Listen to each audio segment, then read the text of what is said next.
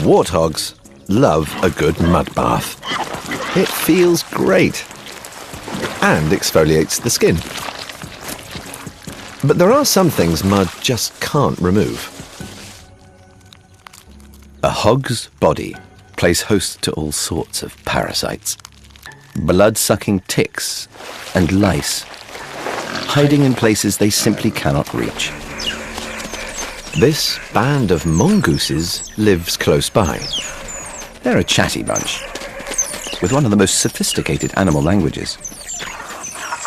Using a wide vocabulary of vowels and syllables, they discuss where to find food. And everyone's agreed. It's time to hit the town. Weighing in at 330 pounds and armed to the teeth. Warthogs are usually on the defensive. But in this Ugandan village, they've learned to be a little more approachable. Warthogs and mongooses don't speak the same language.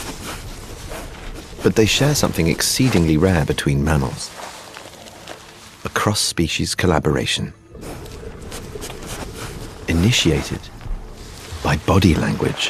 When the hog rolls over, the mongooses understand.